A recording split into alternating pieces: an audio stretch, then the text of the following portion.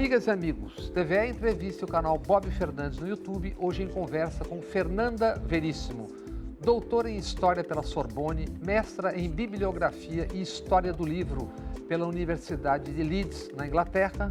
Fernanda Veríssimo é roteirista, jornalista, tradutora e editora. Seu avô, Érico Veríssimo, e o amigo Jorge Amado trocaram cartas ao longo de 40 anos.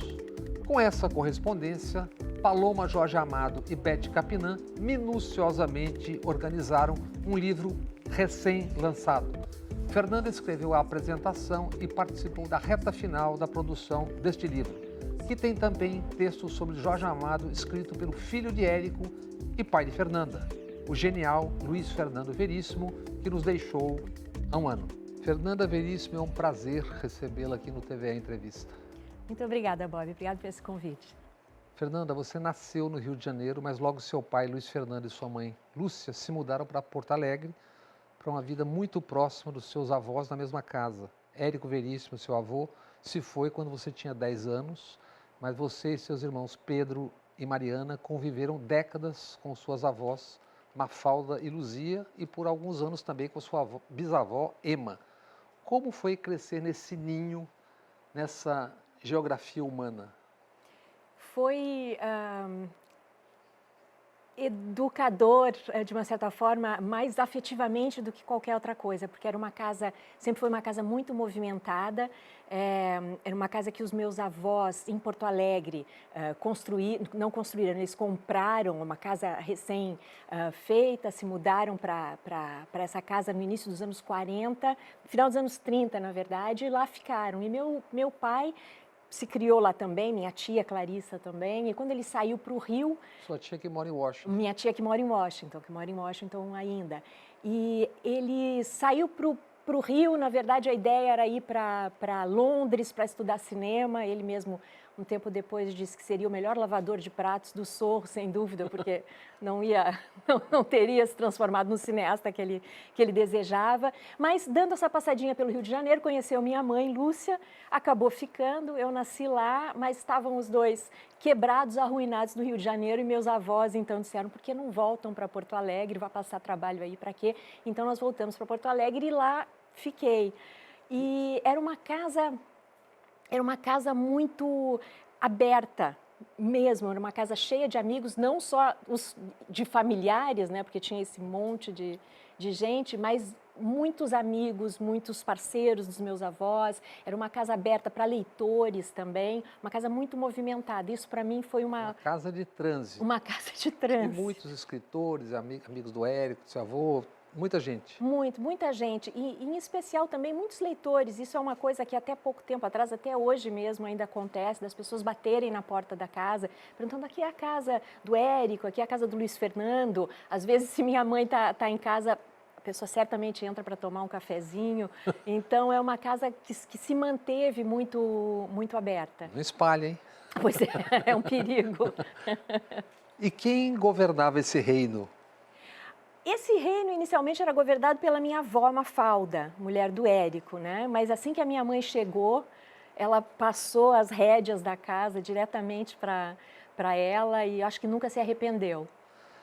Mais ou menos na adolescência de vocês, um pouco antes, uns e outros não, e pouco depois, seu pai, Luiz Fernando Veríssimo, e sua mãe, Lúcia, e filhos viveram temporadas no exterior. Primeiro em Nova York, se não me engano, em 80, depois Roma em 86 e Paris em 90. Foi uma pensadíssima decisão familiar de formação ou uma caravana holiday, algo feito ao acaso? E como foi essa experiência não tão comum assim, né? Eu acho que foi um pouco de tudo, caravana holiday e um pouquinho de método, né? Como o pai podia trabalhar em qualquer lugar, tinha esse trabalho portátil de escritor, de jornalista, eles então se organizaram para que a gente passasse temporadas fora. E a ideia era, nós não fomos para escolas, né? A gente Você tinha que idade? A primeira vez, quando nós fomos para Nova York, eu tinha 14 ou 15, depois Roma em seguida, em 86, um pouquinho mais, e Paris em 90, 20 e poucos anos. Mas nessas primeiras viagens, a ideia era conhecer o país, fazer cursos. Meio ano. Meio ano, e depois em Paris foi um ano. E foi eu acho que meus pais sempre gostaram muito de viajar. E eu acho que eles queriam oferecer essa possibilidade, né? Meu pai sempre dizia que tinha que ser em torno de 6 meses, porque no 7º você começa a conhecer o padeiro, o açougueiro, daí fica mais difícil de ir embora depois, né? Então, na hora que você começa a ficar íntimo, é hora de voltar para o Brasil. E para quem deixava os amigos por um tempo, os filhos, como é que era? Eu acho que foi tranquilo, sempre foi tranquilo, pouco tempo, a gente aproveitava ao máximo a oportunidade e voltava sempre para Porto Alegre, porque daí essa casa de Porto Alegre acabou sendo realmente assim, o ninho da família toda, para onde todo mundo voltava. Por motivos acadêmicos e também trabalho, Fernanda, depois você viveu no exterior por alguns anos, estudando e trabalhando. Quais os roteiros e por que pintou Moçambique?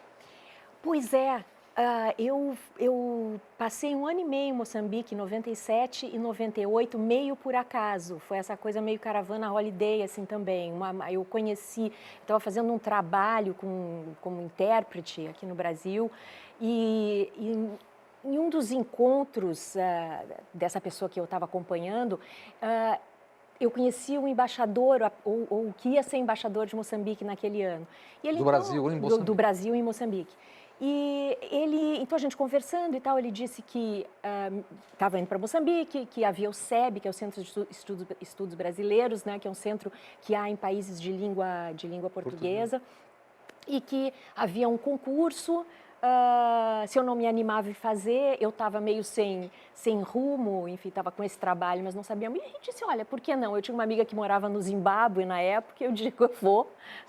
Nova York, Roma, Paris, Moçambique. Moçambique. E foi uma experiência maravilhosa, foi 1 ano e meio de muitas descobertas e de amigos, de fazer amigos que eu mantenho até hoje, na verdade. Mas você estudou também, qual foi o seu roteiro acadêmico, como é que foi?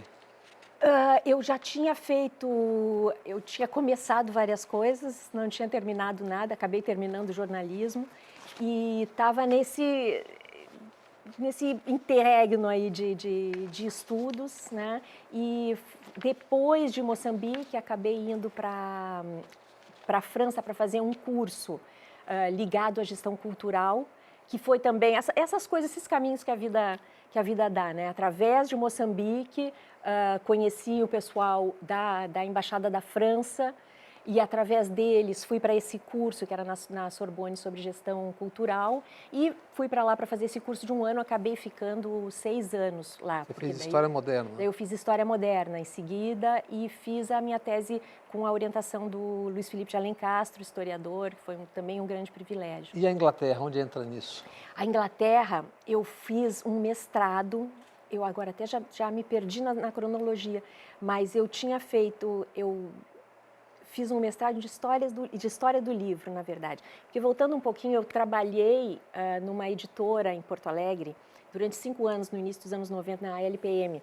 Mas eu fazia um trabalho um trabalho de produção, na verdade, né? Um trabalho desde comprar papel até diagramação. E eu queria continuar nessa área, mas na área da bibliografia ou da publicação, mas sem ser uma coisa tão técnica. Então, eu consegui esse mestrado, fui para a Inglaterra, que me abriu as portas da história do livro, né? Um assunto que eu não conhecia ou conhecia muito pouco e que fui descobrir lá. Você buscou livros impressos feitos por guaranis e jesuítas nas missões jesuíticas do Paraguai. Como foi essa pesquisa e como é que você conseguiu encontrar esses livros? Aí já foi depois de tudo ou no meio da brincadeira? Não, foi depois desse mestrado na Inglaterra, eu voltei para o Brasil e fui procurar o Dr. José Mindlin, um bibliógrafo maravilhoso, uma figura incrível, um empresário que se tornou, tem uma biblioteca maravilhosa que ficou para a USP, né, a brasiliana USP, e que era uma pessoa, ele e a dona Guita, fantásticas, e eu o procurei porque tinha feito esse curso de História do Livro, não conhecia muita gente nessa área, e ele me recebeu de braços abertos, me apresentou a sua biblioteca e me falou meio en passant das impressões que tinham sido feitas no século XVIII nas missões jesuítas, que é na minha área, na minha zona do Brasil, né, no sul do Brasil. Eu sabia um pouco sobre as missões, mas não sabia nada sobre livros impressos nas missões. Não sabia que isso existia, não sabia que existiam indígenas escritores, e através do Dr. José, que me apresentou um livro escrito por um cacique, Nicolás Yapuguai, uma explicação do catecismo, ele tinha na biblioteca dele. Livro de quando? É um livro de 1730 e alguma coisa. Escrito pelo cacique, sim, ou ditado? Em Guarani. Em Guarani. Em Guarani. Sim, havia uma elite guarani que escrevia, e esses livros, na verdade, mantiveram essa língua, esse Guarani jesuíta, entre várias aspas, né, que se desenvolveu nas missões. E acabei descobrindo essa área dos livros impressos nas missões e fui atrás dos exemplares que existiam no mundo, que não são muitos, estão espalhados. No Paraguai? Não, no Paraguai, eu acho... Não sei te dizer se existe algum exemplar no Paraguai, mas eles estão espalhados pelas bibliotecas públicas, muitos na Espanha, na Argentina, nos Estados Unidos, na John Carter Brown, na biblioteca. No Brasil, tem alguns, o próprio Dr. José, na biblioteca dele tem, mas são esparsos. Eu fui caçando, na verdade. Mas isso você tinha uma bolsa ou foi por conta própria? Foi por conta própria. Eu estava na França quando eu apresentei esse projeto para mestrado e para doutorado ao Luiz Felipe de Alencastro, e eu estava trabalhando na França. Então, esse foi um doutorado feito levei bastante tempo para fazer, uns 10 anos para fazer, porque foi um pouco essa busca, assim, essa coisa meio Humberto Eco, sabe, de ir atrás dos livros. E você tem um livro gibi, formato de história em quadrinho, feito em parceria com o ilustrador Eloar Guazelli, chamado A Batalha. Sim. Que batalha foi essa? Pois é, esse livro é consequência também desse estudo sobre os livros impressos nas missões, porque estudando os livros, que eu pensava que ia ser uma coisa muito específica sobre os métodos de produção e tal, mas você precisa, evidentemente, entender o contexto, saber o que estava acontecendo, descobrir mais sobre a Companhia de Jesus e como funcionavam essas missões, né, evangelizadoras. E aí você acaba descobrindo histórias, né, que são como tantas histórias no Brasil, histórias de resistência que as pessoas não conhecem, que a gente não aprende na escola, né? E essa batalha, na verdade, é uma batalha dos indígenas guaranis que estavam fugindo, de uma maneira muito simples, né, simplista explicando, estavam fugindo dos paulistas que continuavam os bandeirantes que vinham atrás deles, que seguiam matando, que estavam sendo perseguidos para serem levados de volta a São Paulo como escravos, e eles foram fugindo para o sul do Brasil, não era Brasil ainda, mas enfim, né, estavam se afastando, e os bandeirantes atrás. Chega uma hora que eles dizem... Chegou, basta, dá ou desce, a gente vamos nos defender. E montam uma estratégia de guerrilha, na verdade.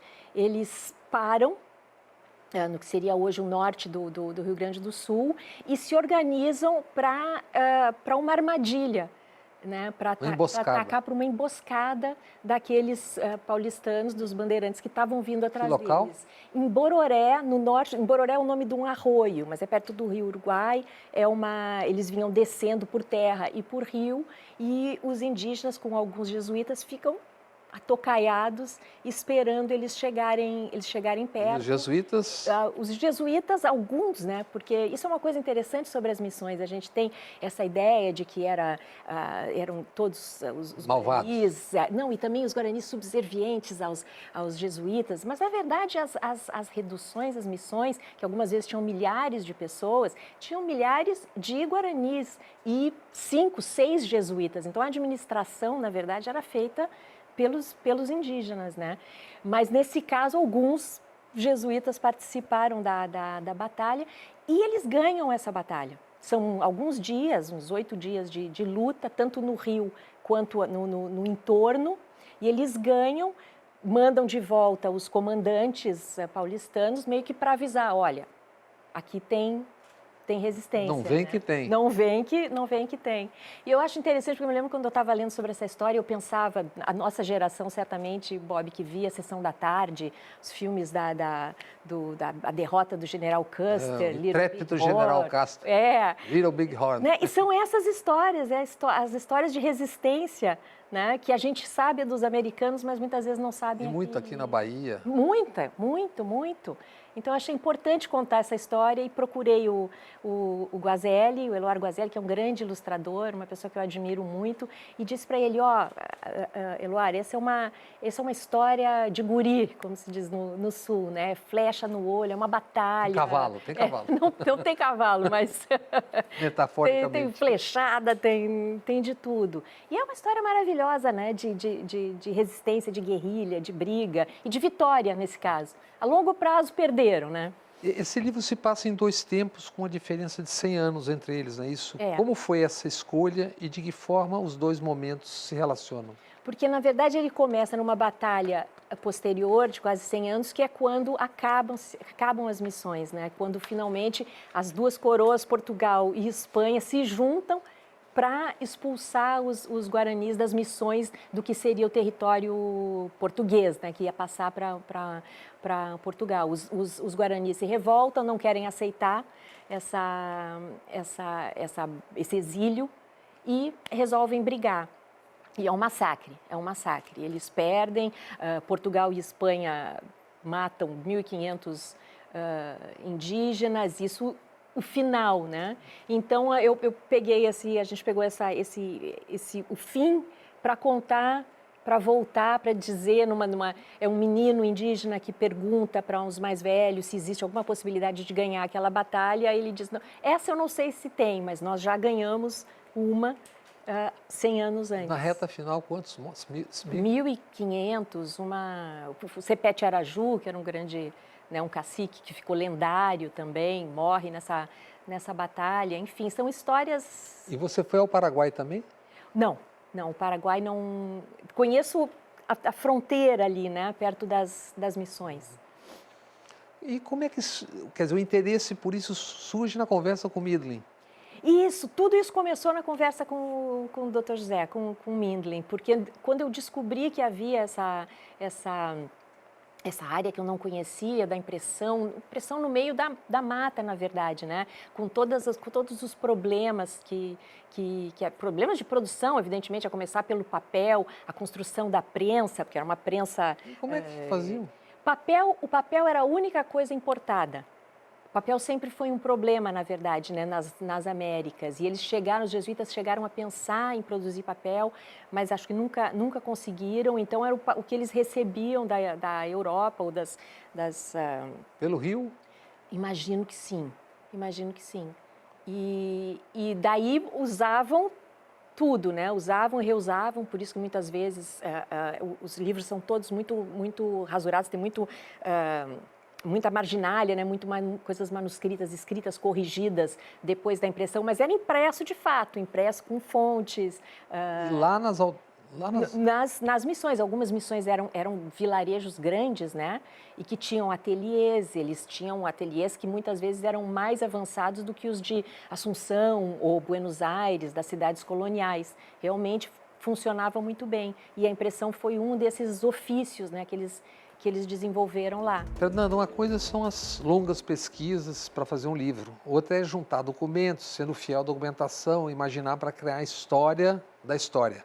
Mas qual o limite, o que determina o que num gibi é feito por uma historiadora e pelo ilustrador? Qual é a conversa? A conversa ali, como eu conheço bem o ilustrador, o Guazelli, conheço o trabalho... Era muito amigo do seu pai também, né? Ele também, amigo do pai, amigo de 2 famílias que eram amigas, enfim. Eu acho que eu tinha bastante liberdade de conversar justamente com ele sobre o meu maior medo, que era fazer um livro acadêmico, um gibi acadêmico, né? Que não era essa a ideia. A ideia era fazer realmente uma versão mais livre do que teria acontecido. O Guazelli já tinha trabalhado sobre as missões, ele tinha feito outros trabalhos sobre as missões, então a parte toda, o cenário e tudo, ele já conhecia bastante. Então eu entrei com essa ideia de fazer essa ida e vinda, né, do fim das missões e voltar para como tudo começou, e tentar fazer também, também tentar usar de uma certa forma os livros impressos que eu conhecia. Algumas das ilustrações que ele usa, alguns dos modelos que na verdade que ele usou para a ilustração são gravuras de um livro maravilhoso, que é o livro mais bonito na verdade que ainda existe, né? Que foi impresso nas missões, que tem o maravilhoso nome da diferença entre o temporal e o eterno. É o nome do livro. É um livro religioso. São livros de exemplos religiosos, quase todos eles são, né? Todos os livros impressos nas missões, ou são livros religiosos, ou são livros de gramáticas, artes, vocabulários, dicionários, né? De Guarani. Para espanhol. E esse livro da diferença entre o temporal e o eterno é um livro que tem 43 gravuras. Ele é um livro grandão, assim, tipo folho. Só existem 2 exemplares no mundo. Um na Argentina, a última vez que eu soube porque o bibliógrafo que tinha esse livro faleceu há uns anos atrás, não sei que fim levou, mas era um grande colecionador argentino. E que tinha esse livro lá, e o outro também na Argentina, estava na biblioteca de Luján, que é uma cidade perto de Buenos Aires. E esse ainda está lá. Esse eu me lembro que eu fui ver, eu consegui ver os 2, consegui chegar nessa biblioteca, e quando cheguei a bibliotecária me disse, você só pode ver online, a gente digitalizou. Eu acho que a minha cara era de decepção. A decepção foi tão terrível que ela me chamou para um lado e disse, vem aqui comigo. Dá uma olhadinha aí. Dá uma olhadinha aqui. Daí me levou num lugar que tinha um cofre gigantesco, e eu pude examinar, e examinei as duas cópias. E é um livro maravilhoso, as gravuras são fantásticas, elas são quase todas inspiradas em gravuras de edições europeias. Isso também é incrível, na verdade, né? Porque os caras tinham como modelo grandes gráficas, né? Grandes casas de impressão europeias da época. Na Antuérpia, por exemplo, que era um grande centro de impressão jesuíta, eles usaram como modelo aquelas gravuras, né? Então tem também esse trabalho artesanal do indígena Guarani, do artesão, né? Que criou 43 gravuras maravilhosas. E a gente usou, o Guazelli e nós usamos essas, eu sugeri a ele, passei alguns modelos, e ele usou nas ilustrações, algumas das ilustrações que foram usadas nos próprios livros, nesse próprio livro impresso nas missões. Para as pessoas entenderem o que é um trabalho desse, quanto tempo você levou fazendo esse trabalho até a última página? Os quadrinhos? Os quadrinhos eu já vinha meio que pensando nessa ideia, e me preocupando justamente em não fazer uma coisa chata, né? A ideia era fazer uma história de aventura mesmo. Então, no momento que eu resolvi montar a história, a minha única preocupação também era não fazer uma coisa informal, mas também não ser tudo da minha cabeça, né? Seguir algumas datas, seguir o que existia na crônica jesuíta também sobre a batalha, usar como a base real, né, histórica, ou pelo menos o que a gente tem como base, para criar uma coisa que fosse divertida, mas factual. E a propósito de gibi, você já trabalhou também com desenho animado, salvo... Você vê que o negócio aqui é amplo. Já fazemos qualquer negócio. Samuel Blaster.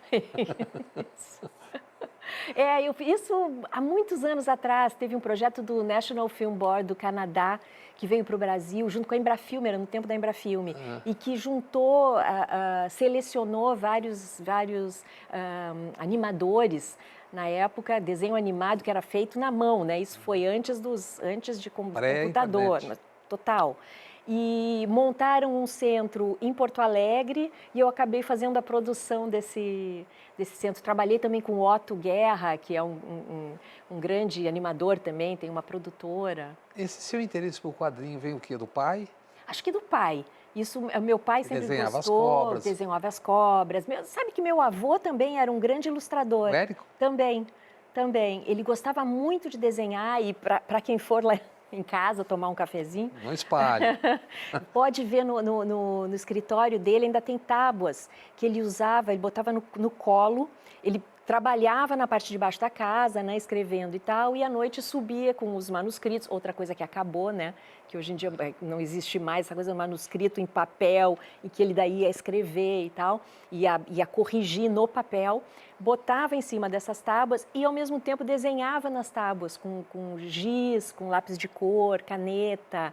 Então, tem várias ilustrações dele. Quando ele começou a trabalhar na Livraria do Globo, ele fazia ilustrações também. Seu pai. Meu avô. E meu pai depois também. E seu pai, se eu não me engano, na reta final, já que ele não estava mais escrevendo, ele desenhou, não foi isso? Sim. Quando meu pai teve um AVC, no final de 21, se não me engano, e não conseguiu mais escrever, mas continuou desenhando durante algum tempo e fazia muitas figuras, Coloridas. muitos rostos, muitas coisas coloridas. Agora o próximo livro que vai sair dele, que é um livro de inéditas, praticamente de inéditas, foi selecionado pelo meu irmão Pedro.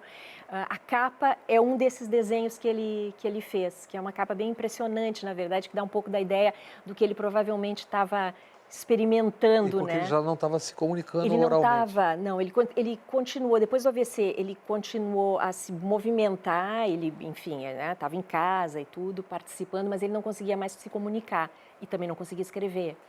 Continuava lendo, que é uma bênção, né? Conseguia ler e desenhava. Você falou do Pedro. Você e Mariana, roteirista, na tradição familiar, vocês duas escrevem. Seu irmão Pedro canta.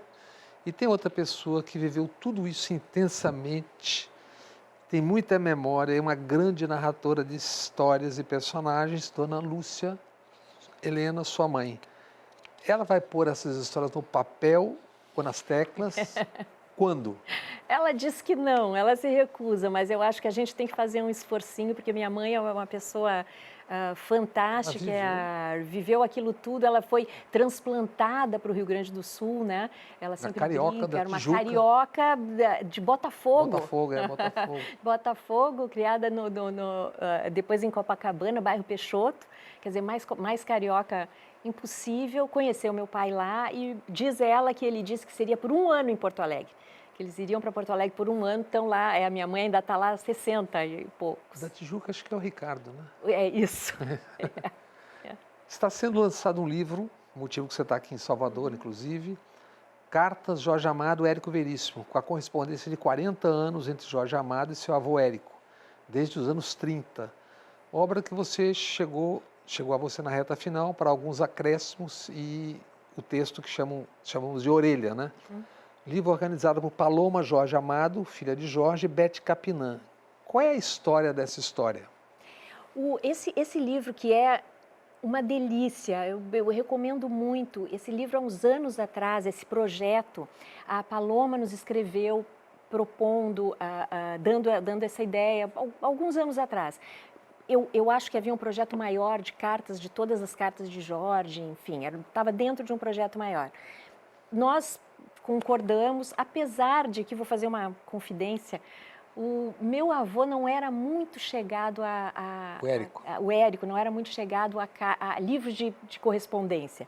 Ele não gostava? Ele não gostava muito de... Enfim, porque tem confidências. A ideia de expor a correspondência e tal, tanto que a gente nunca tinha pensado nisso. Apesar de que várias das cartas dele, com diferentes destinatários, ainda estão elas existem de fato no Instituto Moreira Salles, onde está o acervo dele. Está lá, pode ser pesquisado, pode ser usado e tudo. Mas botar isso em livro a gente nunca tinha pensado. Quando o Paloma sugeriu, né, apresentou esse projeto, e a gente foi dar uma olhada no que existia dessa correspondência, eu achei que seria um pecado não disponibilizar, porque é uma troca, primeiro, muito afetuosa.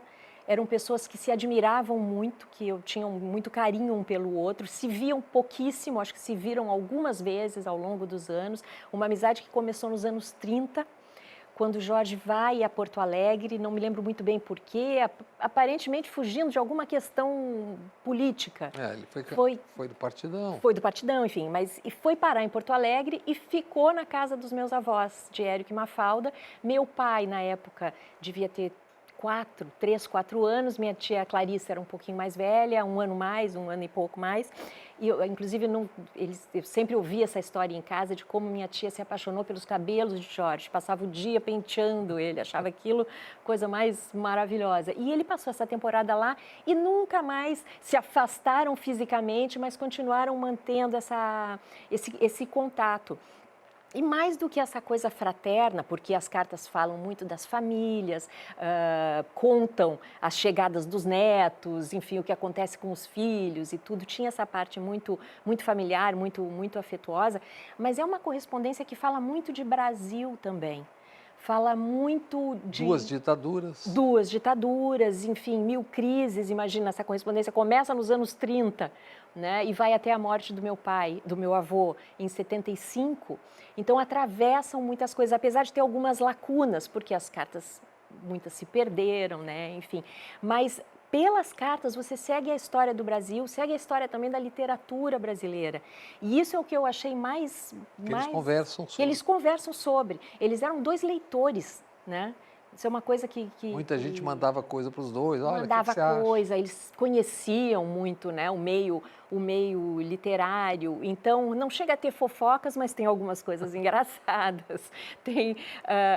Eles falam muito um da obra do outro. E isso eu acho muito interessante. Trocavam, recebi seu livro, li, acho isso, aquilo. E o que eu acho interessante também é que, mais do que elogios, só elogios, eles também criticavam e diziam, gostei muito disso, mas achei que você... Tem uma parte que Jorge fala do Caminhos Cruzados, que é um livro do final dos anos 30, se não me engano, do meu avô, que era um livro muito moderno, ainda se mantém moderno, inspirado em Ponto e Contraponto, do Aldous Huxley, que o meu avô acho que traduziu, publicou na editora Globo. Então, era um livro que, para a época, era um livro muito moderno. Chega em Jorge, que escreve para ele, entusiasmado, dizendo tudo o que tinha gostado, mas dizendo ao mesmo tempo, achei que tal parte do livro você usou uma linguagem, não sei o quê, que me lembrou Clarissa, quer dizer, um outro livro de meu avô. Havia essa troca crítica literária e muito, muito respeitosa e afetuosa o tempo inteiro. Que diferença do hoje. Não, é incrível, é um exemplo do que é possível, né, ainda. Não sei se é possível recuperar, mas talvez. Se deixarem continuar existindo, né? Sim. Como é que... Aliás, o que está acontecendo a propósito? Quem é que está copiando livros e dizimando livros na história da humanidade moderna? Pois é, isso é uma coisa que a gente descobriu, né? Eu, pelo menos, descobri há uns 10 dias atrás que essas empresas de inteligência artificial estão comprando livros aos milhares, aos milhões mesmo. Livros raros, inclusive. Livros muitas vezes raros. É verdade que acredito que tenha livros de tudo, manual de engenharia, enfim, eles compram tudo. Mas nesse meio vão livros raros, livros que não, né, que existe um ou outro exemplar, comprando de livreiros de livros raros e destruir para poder digitalizar. Existe modo de digitalizar sem destruir o livro, evidentemente. Ou seja, eles podem se tornar proprietários do saber da humanidade. Sim. Que desaparece, a não ser para quem é o dono. Sim, exato, e que vai ficar numa nuvem qualquer. Ao mesmo tempo, se essas empresas não existirem mais daqui a 20 anos, esse material desaparece. Como se não bastasse o dinheiro, querem também ter o saber da humanidade. Sim, exato. Não, é uma loucura. E, de uma certa forma, volta um pouco ao meu trabalho sobre livro físico, né? Sobre o que faz, o que é um livro como objeto, como é que ele é construído, a parte do design, a parte dos símbolos, as fontes, o que isso significa, como é que se desenvolveu ao longo do tempo. Isso são coisas que não são digitalizáveis, né? Porque você digitaliza o conteúdo, mas o livro, a história do livro físico, a importância do livro físico para entender o contexto da produção daquele livro, enfim, isso tudo se perde, né? E qual texto do Luiz Fernando Veríssimo entrou nessa correspondência entre Érico e Jorge, neste livro agora, das cartas entre ambos? Foi um livro, um texto que meu pai escreveu, eu acho que quando da morte do Jorge. Ele escreveu um textinho lembrando da passagem de Jorge por Porto Alegre a primeira vez. E lembrando também que isso é muito engraçado ao longo do livro, de que o Jorge só o chamava de Joãozinho. Ele logo diz ao meu avô e minha avó, esse menino não tem cara de Luiz Fernando, ele tem cara de João. E a partir dali, ele só chamou meu pai de João até o fim da vida. Então, ao longo da carta, eles falam o meu Joãozinho, o seu Joãozinho. E meu pai fala disso, fala dos encontros, fala desse carinho entre as famílias, né? E a gente, então, incluiu esse texto. Meu pai já tinha falecido e a gente pescou esse texto antigo, em que ele fala com tanto carinho do Jorge. Fernanda, na orelha do livro, você diz que Érico e Jorge tinham muitas similaridades, mas também diferenças, com afeto e fraternidade sempre presentes, né? Você já falou um pouco disso, mas onde é que se situavam basicamente as diferenças e as concordâncias em tudo isso que você leu aí? Eu acho que essas duas figuras, né, importantes na cultura do Brasil, elas são importantes por vários motivos. Um é essa coisa incrível de serem os dois primeiros escritores brasileiros a viverem da sua escrita, né? Que não era uma coisa comum, né? Eu sei que no caso do meu avô, ele trabalhou muitos anos na editora Globo. As pessoas não sabem também da importância que ele teve, né, no desenvolvimento do mercado editorial no Brasil, né? Ele criou coleções junto com uma equipe na editora Globo que eram vendidas no Brasil inteiro, coleções de clássicos, trouxe a literatura anglo-saxã também para o Brasil, montou uma equipe, ele e os colegas da Editora Globo, montaram uma equipe de tradutores maravilhosos, não eram quaisquer tradutores, né? Era Cecília Meirelles, Carlos Drummond de Andrade, Paulo Rony. Timinho razoável. Era um time de respeito. Então, essa importância dele também na criação desse mercado editorial não é muito lembrado, mas isso tudo para dizer que ele trabalhava muito nisso, fazia textos para tudo que é lado, traduzia sem parar, até o momento em que, ao lançar Olhai os Lírios do Campo, que foi um sucesso, que foi uma surpresa para ele também, a partir daí permitiu que ele passasse a viver só de literatura. A mesma coisa aconteceu com Jorge, né, que logo começou a viver só de literatura e eram os únicos autores brasileiros que conseguiam fazer disso. E eram dois polos, na verdade, polos geográficos, né, um em Salvador, um em Porto Alegre. Não centrais, teoricamente. Não centrais, o que eu acho super importante, né, esses dois polos, e eles também eram personalidades muito diferentes, né? Eu conheci pouco o Jorge, me encontrei com ele algumas vezes sempre com essa impressão de um quase avô, né? Zélia também quase avó, por essa ligação familiar, mas tenho a impressão que eles eram personalidades muito... Meu avô era uma pessoa mais fechada e tudo, muito... O Jorge, outra coisa. Esfuziante. Então, tinham essas diferenças, o que eu acho que torna ainda mais interessante a amizade que os unia, né? E politicamente, bom, o Jorge do Partidão, o meu avô se considerava um homem mais social-democrata, hoje em dia talvez se dissesse um social-democrata europeu, né, alguma coisa assim, mas eles falavam muito abertamente também sobre política e se uniam quando era necessário, né, contra a censura, por exemplo, né, se pronunciando contra a ditadura, enfim. Isso também está no livro, tem várias, eles se trocam impressões e pedidos de assinatura, enfim, protestos, e no final, realmente, lá no final da vida do meu avô, assinaram, se uniram para se recusar a fazer com que os seus livros passassem pela censura. E fazendo isso, né, eles meio que desbarataram a possibilidade de que a literatura fosse censurada antes de ser publicada. A propósito disso, que grau de pressão, incômodos, seu pai Luiz Fernando Veríssimo teve que enfrentar na sua longa carreira e quando?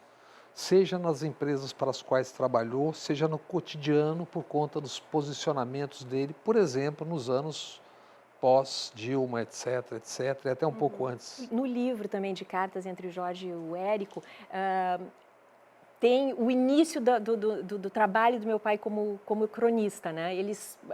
O Jorge escreve, tenho lido o Joãozinho no JB, eu acho que era a época do Jornal do JB. Brasil, inicialmente. Esse realmente é o cronista. É engraçado porque é um começo de carreira. E meu avô, pelo lado dele, diz assim, sim, eu gosto muito do que ele escreve. Mafalda fica muito preocupada. O medo dela é que o DOPS bata aqui em casa. E isso nos anos 70, né? Início dos anos 70. Mas eu acho que no Rio Grande do Sul, onde ele escrevia inicialmente só lá,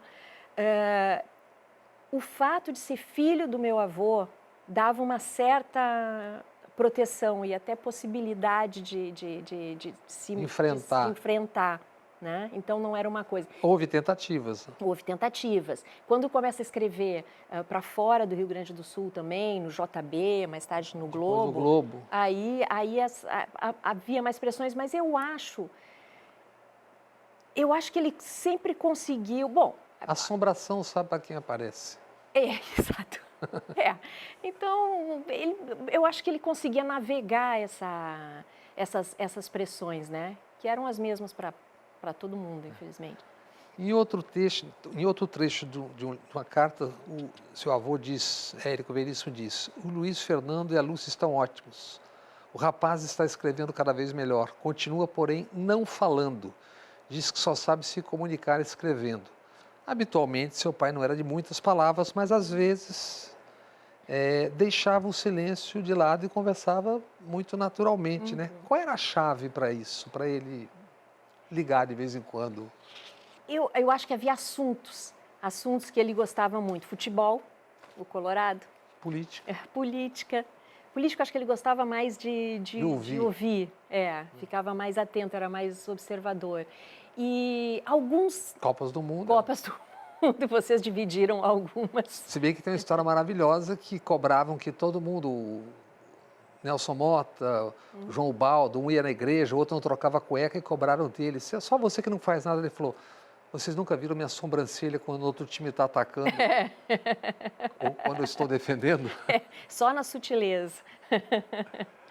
Mas eu acho, sobre essa coisa dele ser calado, que era verdade. Isso não era só lenda. Ele era realmente mesmo quieto com a gente. Mas havia esses assuntos. Cinema era uma coisa que ele gostava muito. Se bem que ele não... Iam ao cinema e a gente perguntava, pai, o que você achou? E eles leiam amanhã. Porque era um tempo também que ele escrevia diariamente, né? O que é uma loucura durante anos. Exatamente. Eu já escrevi muitas vezes sobre a genialidade do seu pai, Luiz Fernando Veríssimo, que é uma coisa que todo mundo sabe, né? Mas eu sempre tive uma curiosidade, onde e como ele criava tanto e tão rapidamente? Tem a ver com ser um extraordinário observador, falar menos e ver mais? E ele conversava com vocês sobre o que estava fazendo, não? Vocês só iam saber depois? Como é que trocava? O que você acha disso? Como é que era? Não, em geral, a gente só sabia depois, se bem que ele roubou algumas histórias nossas de almoço. Isso nós o acusávamos diretamente. Mais de uma vez, algum personagem apareceu. Tinha até o desenho, né? Sim, tinha a Família Brasil, né? A Família Brasil. Que eu deixei de responder se éramos nós ou não. Porque... Não, em geral, eu não sei te dizer, ele era um grande observador, sem dúvida, ele era um grande leitor também, um leitor de comédia também, americano, né? Porque ele teve uma formação, eles passaram 2 temporadas nos Estados Unidos e 2 temporadas importantes. Uma seu quando avô, ele... Né? Meu avô, a família toda foi, né? Então, meu pai aprendeu a escrever em inglês, quando ele foi 6 anos, 7 anos de idade, eles foram para os Estados Unidos, para a Califórnia primeiro, e depois, quando adolescente, em Washington. E era um grande leitor, um grande momento também, eu acho, da comédia americana, do cinema americano, né, do jazz. Música era outro... Ele era um saxofonista. Era um saxofonista e era um admirador do jazz americano incrível, né? Viu pessoas incríveis tocando. Charlie Parker, Dizzy Gillespie. Você preside a Associação Acervo Literário Érico Veríssimo Alev, se eu não me engano é esse o nome. Na prática, quais os objetivos, a dimensão, qual tem sido o trabalho e trata só da obra do Érico ou também do Luiz Fernando? Pois é, a Leve, ela foi formada, essa associação, que é uma associação sem fins lucrativos, foi formada lá nos anos 90 para catalogar e para digitalizar a obra do meu avô, que estava toda em casa, nessa casa da Filipe de Oliveira, né? Estava toda lá. E então a universidade, a URGS, a professora Maria da Glória Bordini, Regina Zilberman, juntaram uma equipe e catalogaram todo o acervo dele lá. Esse acervo acabou indo para o Instituto Moreira Salles, no Rio, onde está agora, muito bem cuidado. E a Leve, então, a associação, o acervo ficou meio dormente, né, nesses últimos anos. No ano passado, que a gente celebrou 120 anos de nascimento do meu avô e eu andei passeando pelo Rio Grande do Sul, por várias feiras do livro e tal, a gente resolveu usar essa data, essa efeméride, para reanimar a associação e transformar a associação, de fato, numa parceira de outras instituições culturais. Agora, por exemplo, a gente fez uma parceria com o Instituto Banrisul Cultural, que é um instituto ligado ao Banco Banrisul, né, o Banco do Rio Grande do Sul, de um clube de leitura para 2.000 pessoas, gratuito, 60 a mais, por todo o Rio Grande do Sul, e está sendo um sucesso. Você tem viajado pelo... E eu tenho viajado, não necessariamente com esse projeto, porque esse projeto nós mandamos livros para todos. 198 municípios do Rio Grande do Sul recebem livros, pessoas que se inscreveram, recebem livros, não só do meu avô, livros de literatura contemporânea, brasileira principalmente, alguns do Rio Grande do Sul, estrangeiros também. Durante 10 meses recebem livros, fichas de leitura e tem encontros, quando possível, com os autores também online. Então é esse tipo de projeto que a gente queria também continuar a catalogar e cuidar da obra do Érico e do Luiz Fernando. Isso é um plano para o futuro. O acervo do meu pai está na Unicinos, no universo todo, está lá, agora vai ser catalogado, livros, digitalizado, tudo. Ainda é um autor com manuscritos também, né? Com manuscrito, com muita coisa que não está digitalizada ainda. Você falou sobre nome Veríssimo. Você sabe que aqui em Salvador tem um prédio com o nome, com assinatura absolutamente igual? Eu sei, não há o que fazer. Diz que a pessoa não é que ele assinava igual o construtor, imagina. Eu soube.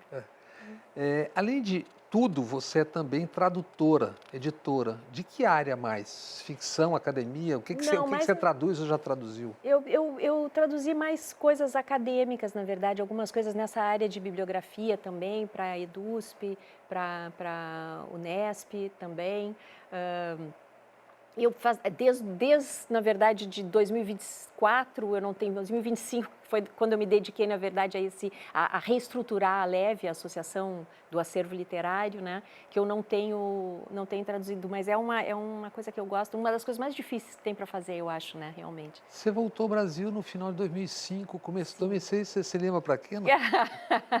Eu fui para entrar num projeto maravilhoso, chamado Terra Magazine, chamado por Você estava morando há algum tempo fora ali? Já? Sim, eu já estava quase 10 anos fora no total. Foi essa coisa de Moçambique, daí Moçambique, Inglaterra, França, e voltei por tua causa, Bob. E qual é o seu próximo projeto? O que você está pensando agora? Olha, o projeto agora é realmente estabelecer a Leve como um parceiro cultural. A gente tem muito interesse em projetos de estímulo à leitura, ligados a escolas, também bibliotecas públicas. Eu sou uma apaixonada por bibliotecas.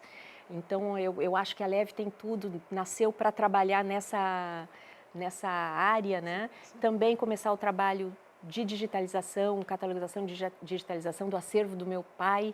Mas você está seguindo o legado do seu avô.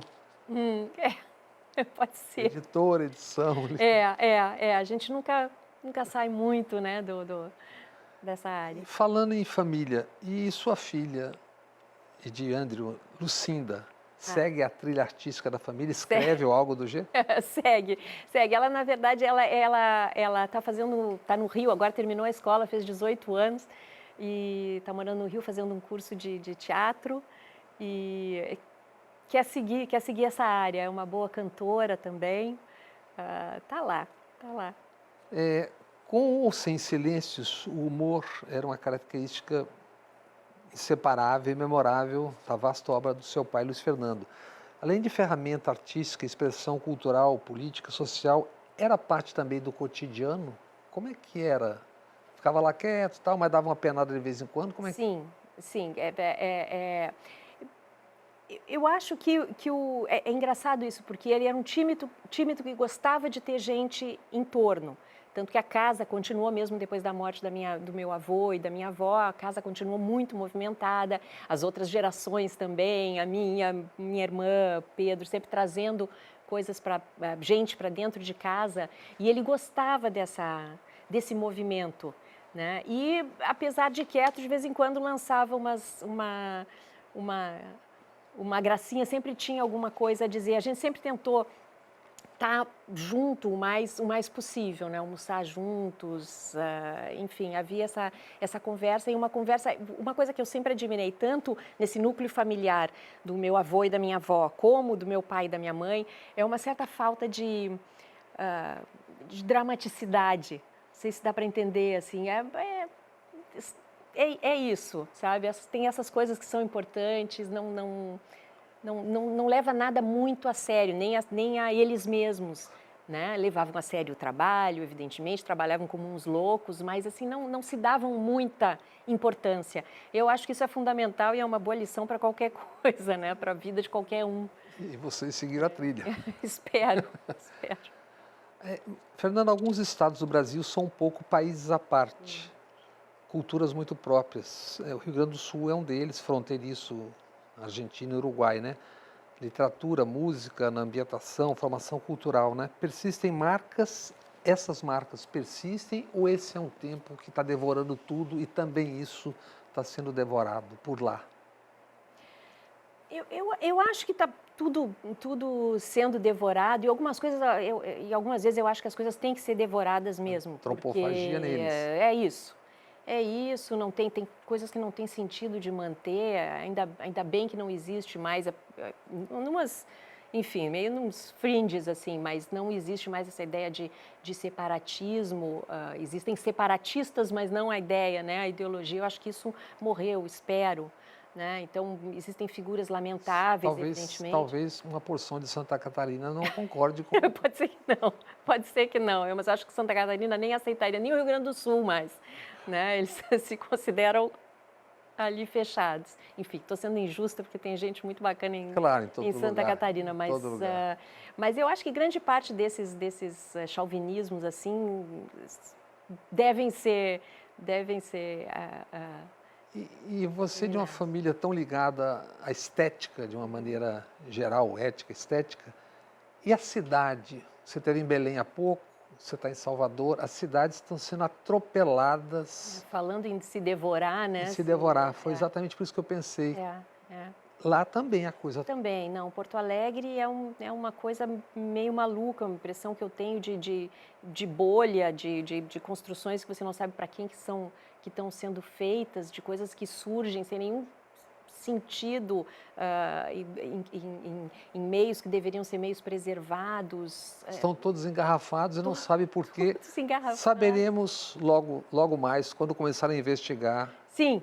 O dinheiro nessa área. Sim, né? Tem que ter alguma explicação, porque realmente não é por falta de apartamentos, né, que essas coisas surgem, essas excrescências. Fernanda, enorme prazer te receber aqui. Sigamos conversando. Sim. Se possível, uma outra vez aqui de novo. Muito obrigada. Prazer, Bob.